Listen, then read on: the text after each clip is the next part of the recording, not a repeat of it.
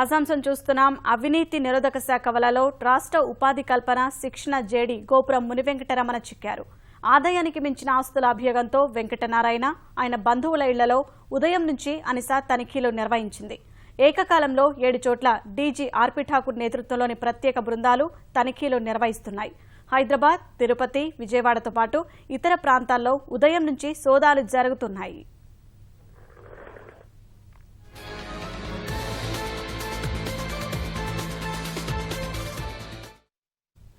అనిస దాడులపై మరింత సమాచారం మా ప్రతినిధి శ్రీనివాస్ మోహన్ అడిగి తెలుసుకుందాం.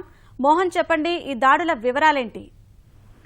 షాహీన్ ఈ రోజు తెల్లవారుజాము నుంచి ఉపాధి కల్పన శిక్షణ విభాగంలో సంయుక్త సంచాలకులుగా ఉన్నటువంటి గోపురం మునివెంకట నారాయణ ఇళ్ల మీద అనీసా ప్రత్యేక దర్యాప్తు బృందాలు సోదాలు నిర్వహిస్తున్నాయి.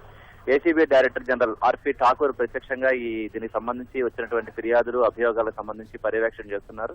ప్రత్యేక బృందాలు ఇటు హైదరాబాద్ లో కొత్తపేట వద్ద ఉన్నటువంటి ఆయన నివాసం ఉంటున్నటువంటి ఒక ఇళ్లలోను, అలాగే తిరుపతి, విజయవాడ రమేష్ హాస్పిటల్ సమీపంలో ఉన్నటువంటి ఐటీఐ కార్యాలయం వద్ద కూడా ఈ ప్రత్యేక బృందాలు తనిఖీ చేస్తున్నాయి.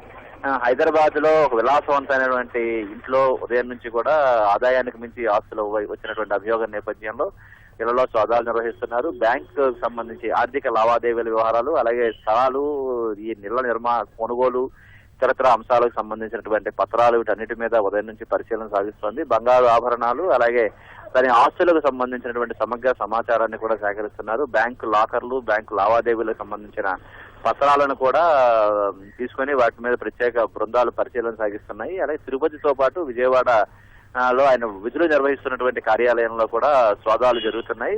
మునివెంకటరమణకు సంబంధించినటువంటి బంధువుల ఇళ్లలో కూడా వేరువేరు ప్రాంతాల్లో ప్రత్యేకమైనటువంటి దర్యాప్తు బృందాలు అక్కడ సోదాలు నిర్వహించడం జరుగుతుంది. మొత్తం ఉదయం నుంచి కూడా ఈ సోదాలు 7 ప్రత్యేక బృందాల సహాయంతో మొత్తం ఈ తనిఖీలు జరుగుతున్నాయి.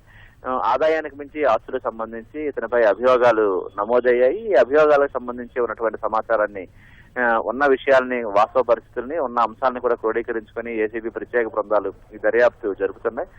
విజయవాడలో ఏసీబీ కార్యాలయంలో ఈ ప్రాంతాల వారీగా ఉన్నటువంటి ప్రత్యేక దర్యాప్తు బృందాలకి బాధ్యత అప్పగించి 7 చోట్ల కూడా ఈ తనిఖీలు చేయిస్తున్నారు.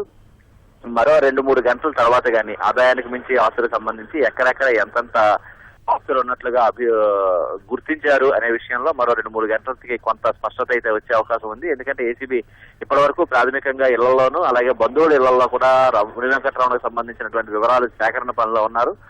మధ్యాహ్నానికి అంటే ఆదాయానికి మించి ఎంత ఆస్తులు కూడబెట్టారు అనే విషయంలో స్పష్టత వచ్చే అవకాశం ఉంది. షాహీన్, ధన్యవాదాలు శ్రీనివాస్ మోహన్.